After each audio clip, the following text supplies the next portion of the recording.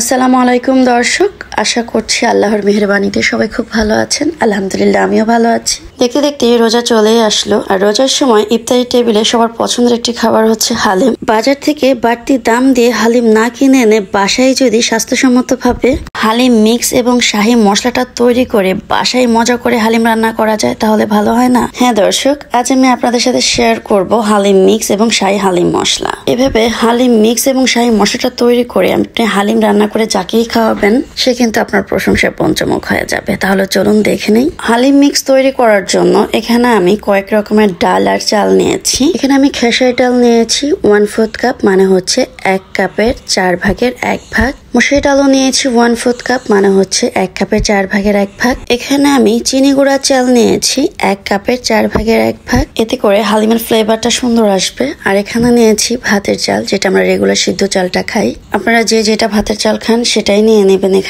এখানে নিয়েছি মুগ ডাল, আমরা খিচুড়ি রান্নার জন্য যে ডালটা খাই সেটা হচ্ছে মুগ ডাল। এই ডালটাকে কিন্তু ভেজে নিতে হবে, এই অবস্থায় কাঁচা আছে। এখানে নিয়েছি মটর ডাল, বা যেটাকে অনেকে অ্যাঙ্কার ডাল বলে থাকে, গোল যে ডালটা, সেটা নিয়েছি। এখানে নিয়েছি মাসকালার ডাল। মাসকালার ডাল নিয়েছি আমি 1/3 কাপ, মানে 1 কাপের 3 ভাগের 1 ভাগ। অন্যান্য ডাল বাদ দিলেও মাসকালি ডালটা কিন্তু বাদ দেওয়া যাবে না, অবশ্যই নিতে হবে। এখানে হচ্ছে হালিমের সবচেয়ে গুরুত্বপূর্ণ একটি উপকরণ, সেটা হচ্ছে গম। গম ছাড়া মনে হয়েছে হালিম রান্নাটা সম্পূর্ণ হয় না, হালিমের যে আসল টেস্ট সেটা আসে না।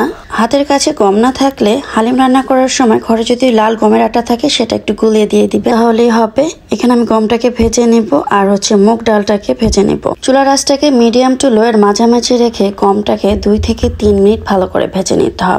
অনেকেই বলতে পারেন গমটা ভাজা হয়েছে কিনা বুঝবো কিভাবে? যখন দেখবেন গমগুলো চারদিক দিয়ে ছিটতে শুরু করেছে, গমগুলো ফেটে ফেটে যাচ্ছে, তখন চুলা থেকে নামিয়ে নিতে হবে। এবার মুগ ডালগুলোকে ভেজে নেব।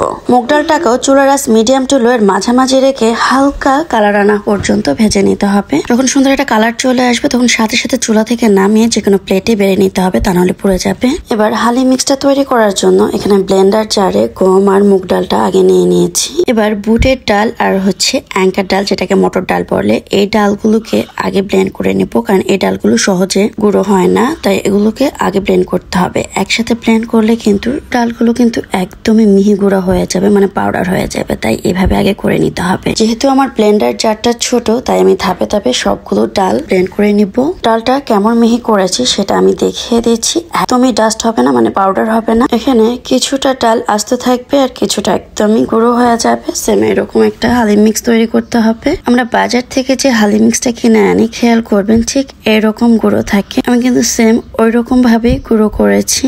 আশা করছি বুঝতে পেরেছেন। আমি কাছ থেকে দেখিয়ে দিচ্ছি যাতে করে আপনারা ভালোভাবে বুঝতে পারেন। দেখতেই পাচ্ছেন কিছুটা আস্তে আছে, কিছুটা একদমই পাউডার হয়ে গেছে। এবার আমি বাকি চাল ডালগুলোকেও ব্লেন্ড করে নিচ্ছি। সবগুলো চাল ডাল আমি একই পদ্ধতিতে ব্লেন্ড করে নিব। এইভাবে যদি আপনারা বাসায় হালিম মিক্সটা তৈরি করেন তাহলে এইটা 1 মাস পর্যন্ত ভালো থাকবে। আর যদি আপনারা বেশি দিন রাখতে চান সেক্ষেত্রে রোদে দিয়ে রাখবেন। রোদের ব্যবস্থা না থাকলে এটা নর্মাল ফ্রিজেও 6 মাস পর্যন্ত ভালো থাকবে। এবার শাহী হালিম মশলাটা তৈরি করে নিব। এখানে আমি জিরা নিয়ে নিয়েছি 1 টেবিল চামচ পরিমাণ। এখানে নিয়েছি ধনিয়াটা নিয়েছি আমি 1 টেবিল চামচ পরিমাণ। এটি হচ্ছে মৌরি বা মিষ্টি জিরা, এটাও নিয়েছি আমি 1 টেবিল চামচ পরিমাণ। এখানে আমি সরিষা নিয়েছি 1 টেবিল চামচ পরিমাণ। এখানে আমি লাল হলুদ মিলিয়ে নিয়েছি। আপনারা যে কোনো এক ধরনের সরিষা এখানে নিতে পারেন, আবার 2 রকম। দিয়ে দিয়েছি সাদা গোলমরিচ, এখানে আপনারা কালো গোলমরিচটাও নিতে পারেন, 1 টেবিল চামচ পরিমাণ নিয়েছি। দিয়ে দিয়েছি 8-10টা লং। এখানে দিয়ে দিয়েছি 6-7টা হচ্ছে এলাচ। এখানে আমি একটা স্টার মশলা নিয়েছি। এই মশলাটার কিন্তু অনেক স্ট্রং ফ্লেভার, তাই অল্প নিবেন। এখানে আমি 5টা পাতা থেকে 3টা পাতা নিয়েছি। দিয়ে দিয়েছি দারচিনি, এখানে আমি 4 টুকরো দারচিনি নিয়েছি। দিয়ে দিয়েছি তেজপাতা, তেজপাতাটাকে আমি কেটে দিচ্ছি। সাথে দিয়ে দিচ্ছি গোটা কয়েকটি শুকনো মরিচ, এটা ঝাল করবে, সুন্দর একটা কালারও করবে। দারচিনি গুলোকে আমি ভেঙে নিয়েছি। এবার সবগুলো মশলাকে আমি একসাথে মিলিয়ে ভেজে নেব। এখানে আমি রাঁধুনি মশলাটা নিয়েছি। এই মশলাটা আমি সব শেষে ভেজে নেব, কারণ এই মশলাটা খুবই ছোট। অন্যান্য মশলাগুলো আমি ভাজা হয়ে আসলে তারপর এই মশলাটাকে দিয়ে দিব। তারপর 1 মিনিট চুলায় রেখে ভেজে নিব। আর রাঁধুনি মশলা অন্যান্য মশলা কিন্তু হালকা একটু বালি থাকে, তাই ভালো করে ধুয়ে নিতে হবে। আমি সবগুলো মশলা ধুয়ে তারপর ভেজে নিব। মশলাগুলোকে ধুয়ে নিয়েছি, এবার মশলাগুলোকে চুলার আঁচ মিডিয়াম রেখে ভেজে নিতে হবে। যখন দেখবেন মশলা থেকে হালকা একটা ফ্লেভার বের হয়েছে আর মশলাগুলো একদম ঝরঝরা হয়ে গেছে, ওই পর্যায়ের ভেতরে রাঁধুনি মশলাটা দিয়ে দিতে হবে। তারপর চুলার মধ্যে 1 মিনিট রেখে আলতো হাতে নেড়ে চেড়ে নামিয়ে নিতে হবে। মশলাটা ভেজে নিয়েছি, এবার ঠান্ডা করে মশলাটাকে গুঁড়ো করে নিব। আমি ব্লেন্ডার জারে নিয়ে নিয়েছি, এবার মশলাটাকে একদম মিহি করে গুঁড়ো করে নিব। মশলাগুলো গুঁড়ো করে নিয়েছি, এবার এর ভেতরে 1 চা চামচ বিট লবণ দিয়ে দিচ্ছি, 1 চা চামচ দিয়ে দিচ্ছি হলুদের গুঁড়া। যারা ঝাল একটু বেশি খান তারা 2 চা চামচ মরিচের গুঁড়া আবার দিয়ে দিবেন। এবার আবারও একটু ব্লেন্ড করে নেব।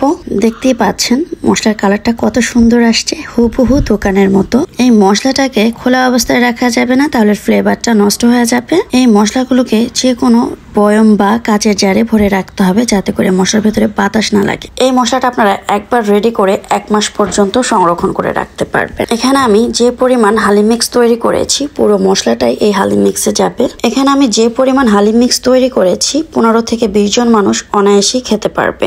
আশা করছি আমার আজকের ভিডিওটি আপনাদের ভালো লেগেছে। ভালো লেগে থাকলে অবশ্যই একটা লাইক দিয়ে দিবেন। আর এই রমজানে এইভাবে হালিম মিক্স তৈরি করে হালিমটা রান্না করে দেখবেন, ইনশাল্লাহ সবাই খুব পছন্দ করবে।